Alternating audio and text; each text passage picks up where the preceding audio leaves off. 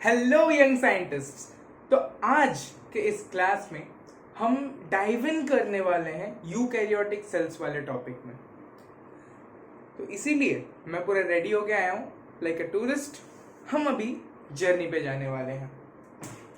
तो talking about eukaryotic cells, इससे पहले हमने देखा था प्रोकैरियोटिक सेल्स के बारे में। इससे पहले हमने देखा था प्रोकैरियोटिक सेल्स के बारे में। प्रोकैरियोटिक सेल्स में हमने क्या पढ़ा? हमने पढ़ा कि वहां पे कैसे मीजोसोम्स होते हैं। वहां पे कोई ऑर्गेनल्स नहीं होते हैं, मेम्ब्रेन बाउंड ऑर्गेनल्स नहीं होते हैं। वहां पे मीजोसोम्स होते हैं जो बहुत सारे फंक्शंस परफॉर्म करते हैं प्रोकैरियोटिक सेल्स में। और वहां पे स्टोरेज के लिए इंक्लूजन बॉडीज होते हैं जो जो जेनेटिक इंफॉर्मेशन है वो नेकेड है, सर्कुलर है, बहुत चीजें पढ़ी थी। पर अगर कभी किसी ने नोटिस किया तो चैप्टर का नाम सेलुलर ऑर्गेनल्स है, और सेलुलर ऑर्गेनल्स प्रोकैरियोटिक सेल्स में नहीं होते हैं। यानी इत्तेफाक से एंड एक्चुअली फैक्ट ये है कि अभी से हमारा चैप्टर एक्चुअल में शुरू हो रहा है। हमने प्रोकैरियोटिक सेल्स पढ़ा ताकि हम रिलेट कर सके कि कैसे प्रोकैरियोटिक सेल्स है, कैसे हम हैं। और दूसरा, कुछ parts of prokaryotic cells all over chapter दिया हुआ है, इसीलिए हमें पढ़ना जरूरी था। Okay, no worry. Eukaryotic cells में हम क्या देखते हैं? जैसे प्रोकैरियोटिक सेल्स में हमने देखा कि जो रेस्पिरेशन का फंक्शन है वो मीजोसोम्स कर रहे हैं। जेनेटिक सेल डिवीजन के वक्त जो डीएनए रेप्लिकेशन है वो कौन कर रहे हैं? वो भी मीजोसोम्स कर रहे हैं। तो अभी हमें ये देखना है कि धीरे धीरे जब प्रोकैरियोटिक से हम यूकैरियोटिक सेल की तरफ आ रहे हैं, छोटे छोटे सेल से हम थोड़े बड़े बड़े सेल्स की तरफ आ रहे हैं, तो ये चेंजेस कैसे होते हैं, कैसे दिखते हैं ये ऑर्गेनल्स। चलिए, तो अगर मैं पहले बोलूं तो यूकैरियोटिक सेल्स में हम दो चीजों के बारे में पढ़ेंगे। एक है प्लांट सेल, दूसरा है एनिमल सेल। इतना तक तो कोई प्रॉब्लम नहीं है, प्लांट सेल एनिमल सेल। तो पहले हम प्लांट सेल पढ़ेंगे, फिर हम एनिमल सेल पढ़ेंगे, क्योंकि यही दो ब्रॉड वेराइटीज हैं। तीसरा वेराइटी है जिनको हम बोलते हैं protist. Protist are also eukaryotes, but हमें इधर बायोटेक्नोलॉजी में वो पढ़ने की जरूरत नहीं है। ठीक है, तो हम क्या पढ़ेंगे? प्लांट एंड एनिमल्स हम पढ़ेंगे। Very nice. पहले हम प्लांट सेल्स के ऊपर देखें, प्लांट सेल्स को देखेंगे, जहां पे हम देखेंगे कि प्लांट सेल्स में कुछ ऐसे बहुत सारे ऑर्गेनल्स होते हैं और कुछ ऐसे ऑर्गेनल्स होते हैं जो कि एनिमल सेल्स में नहीं है, और एनिमल सेल्स में कुछ ऐसे ऑर्गेनल्स होते हैं जो प्लांट सेल में नहीं है। तो चलिए शुरू करते हैं। अगर मैं ऐसा एक बनाऊं, अगर मैं इधर एक ऐसे सेल बनाऊं लाइक दिस,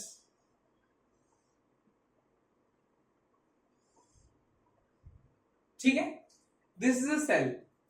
यहां पे इसके चारों तरफ एक और लेयर घुमाओ, this is the cell wall, this is the cell wall. अरे यार, क्या मोटा मोटा लाइन हो रहा है। ठीक है, okay, this is a plant cell.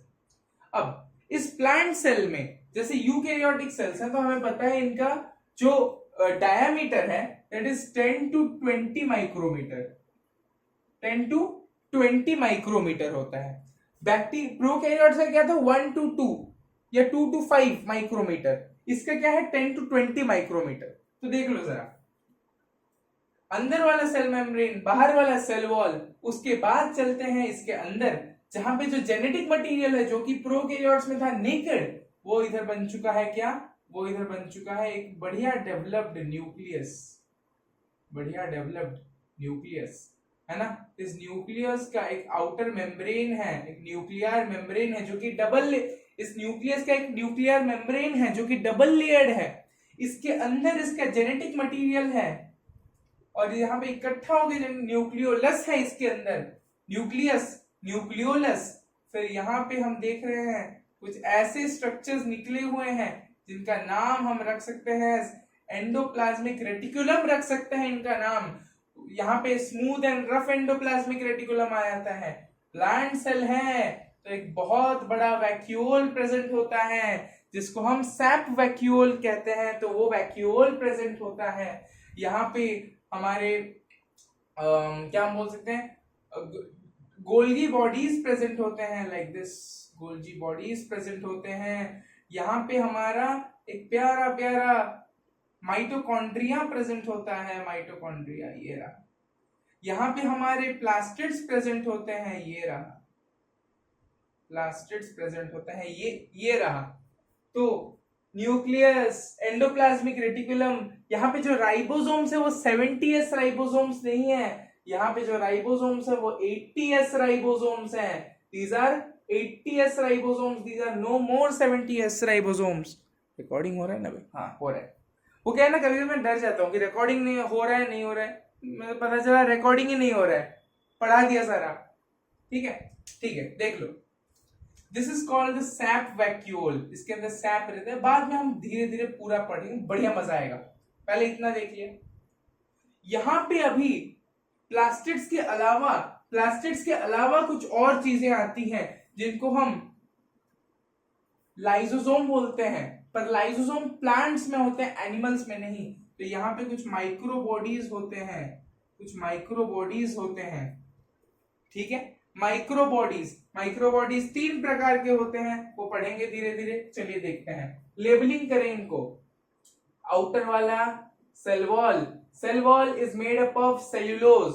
फिर उसके अंदर वाला है सेल मेम्ब्रेन, बहुत बेसिक चीजें हैं, कुछ है नहीं इसमें, सेल मेम्ब्रेन। उसके बाद इसके अंदर आ जाता है सेल्यूलर फ्लूइड या साइटोप्लाज्म, सेल फ्लूइड या साइटोप्लाज्म आता है। उसके बाद यहाँ पे आता है वैक्यूल, एक बहुत बड़ा वैक्यूल जो कि प्लांट सेल में अप्रोक्सीमेटली 90 to 95% तक का वॉल्यूम ले जाता है, ऑक्यूपाई करता है 90 से 95% तक का वॉल्यूम।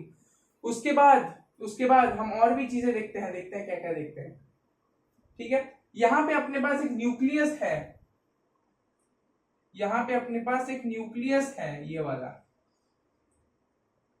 न्यूक्लियस है। यहाँ पे जो जेनेटिक मटेरियल वो मेम्ब्रेन बाउंड हो गया है और नेकेड नहीं रहा।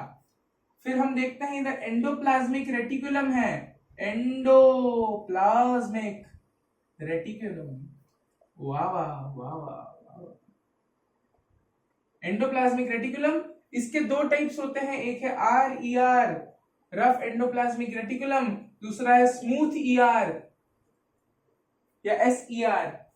ठीक है, यहां पे हमें गोल्जी बॉडीज दिखाई देते हैं, गोल्जी बॉडीज। पर गोल्जी बॉडीज को इन प्लांट्स हम बोल देते हैं डिक्टियोसोम्स, क्यों? देखो, डिक्टियोसोम्स जो कि प्लांट्स में होते हैं, एंड गोल्जी कॉम्प्लेक्स या गोल्जी बॉडीज जो कि एनिमल सेल्स में होते हैं, वो थोड़े डिफरेंट होते हैं।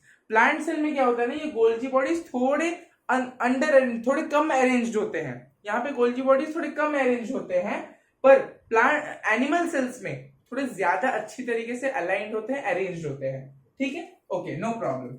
यहाँ पे हमें दिखता है एक mitochondria, power house of the cell, mitochondria is a bit lesser, थोड़ा कम है माइटोकॉन्ड्रिया प्लांट सेल में, थोड़ा कम है। नंबर की बात कर रहा हूं, नंबर ऑफ माइटोकॉन्ड्रियाज प्लांट सेल में थोड़े कम होते हैं देन एनिमल सेल्स।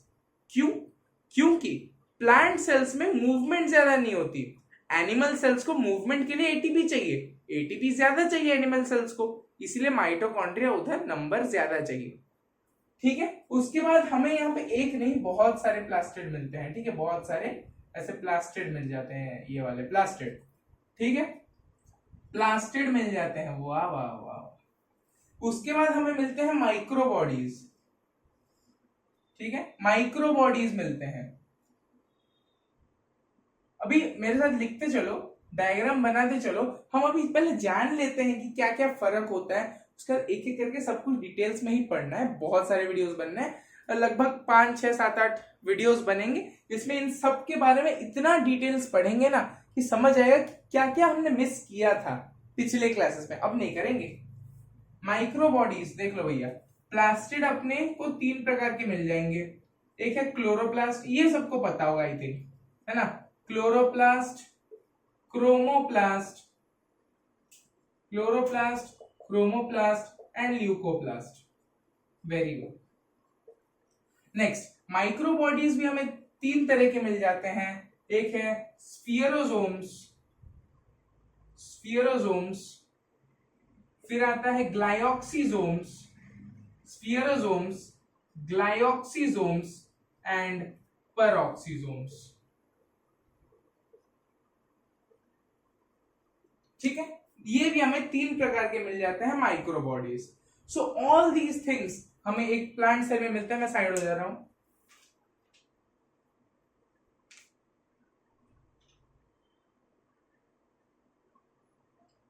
ठीक है, इसके अलावा एक और छोटी चीज हम मार्क करेंगे।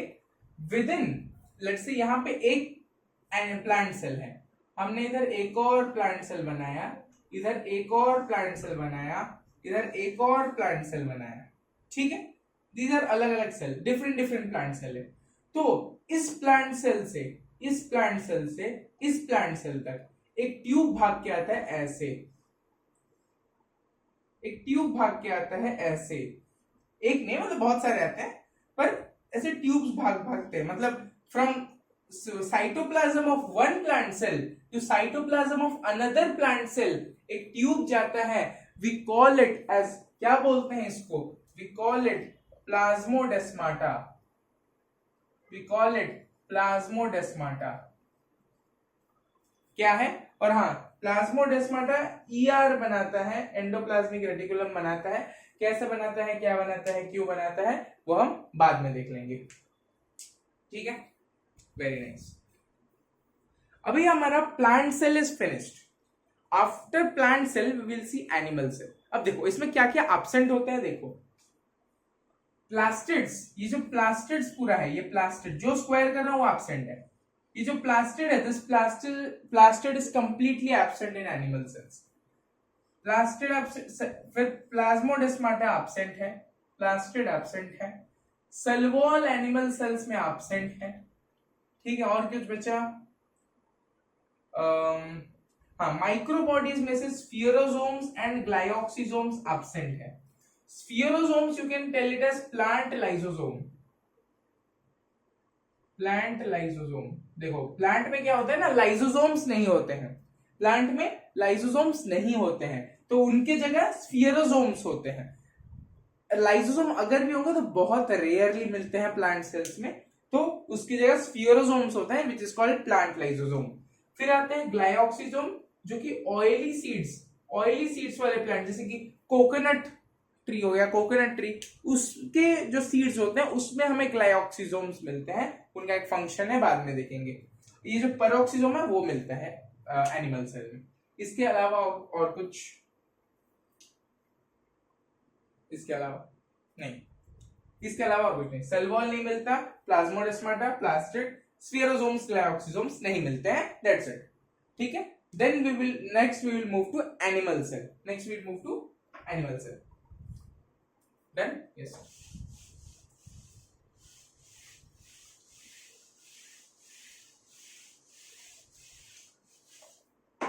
Okay.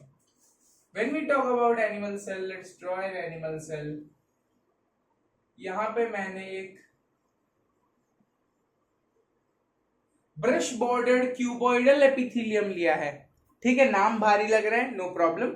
ये जो सेल है, sorry, brush bordered columnar epithelium लिया है, तो ये जो सेल है इसको ब्रश बॉर्डर्ड कलमनार एपिथेलियम बोलते हैं। So never mind. ठीक है, यहां पे हमने बनाया एक न्यूक्लियस। ठीक है, यहां पे हमने बनाया एक न्यूक्लियस। न्यूक्लियस के अंदर है न्यूक्लियोलस। न्यूक्लियस के अंदर है न्यूक्लियोलस। इसके चारों तरफ गए हैं एंडोप्लाज्मिक रेटिकुलम। चारों तरफ है एंडोप्लाज्मिक रेटिकुलम। एंडोप्लाज्मिक रेटिकुलम के आसपास हमें मिल जाएंगी गोल्जी बॉडीज। एंडोप्लाज्मिक रेटिकुलम के आसपास हमें मिल जाएंगी गोल्जी बॉडीज। ठीक है, इसके अलावा हमें मिल जाएंगे कुछ माइटोकॉन्ड्रिया। जरूर, माइटोकॉन्ड्रिया तो मिलेंगे, बहुत सारे माइटोकॉन्ड्रिया होते हैं। वैक्यूल बहुत छोटे छोटे होते हैं, बहुत छोटे छोटे होते हैं, स्कैटर्ड होते हैं। प्लांट सेल में हमने देखा था, ये प्लांट सेल है तो एक बड़ा सा वैक्यूल है, सिंगल बड़ा सा वैक्यूल है। यहाँ पे अगर वैक्यूल भी मिलेंगे तो छोटे मिलेंगे and scattered all over the cytoplasm मिलेंगे। ठीक है, वेरी नाइस।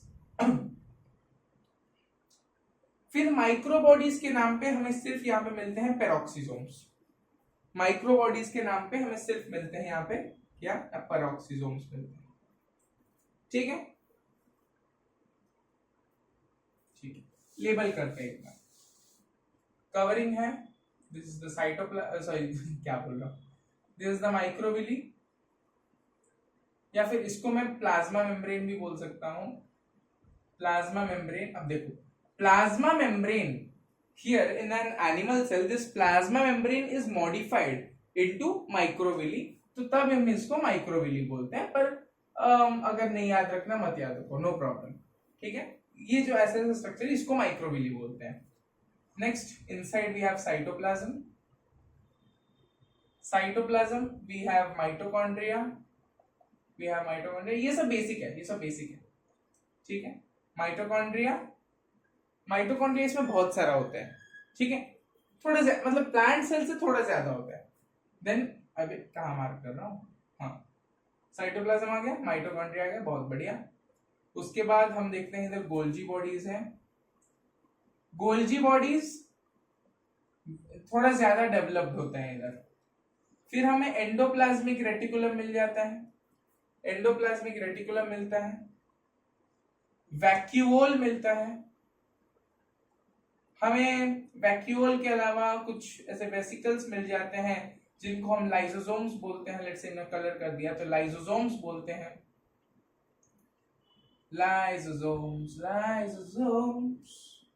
ठीक है, ईआर वैक्यूल, लाइसोसोम्स। न्यूक्लियस है, न्यूक्लियस, यस सर। फिर वी हैव माइक्रोबॉडीज, माइक्रोबॉडीज के नाम से सिर्फ पेरोक्सिसोम होता है, peroxisome. And another very important thing, another very important organelle जो कि प्लांट सेल में मौजूद नहीं होता है, only in animal cell, only in animal cell, not in plant cell. क्या है वो, टू ऐसे दो सिलेंडर ऐसे बना दो, दो सिलेंडर लाइक दिस, बस तो ये दूर होते हैं, दो सिलेंडर लाइक दिस है ना, to cylinders like this and draw membrane around it. ठीक है, two cylinder like this and draw a membrane around it. This is what we call as centrosome. Centrosome. Centrosome. So this centrosome helps in cell division in animal cells. And this is the difference. ये animal cells में cell division में काम देता है and this is absent in plant cell. Centrosome absent है, lysosomes absent है, centrosome absent है, lysosome absent है।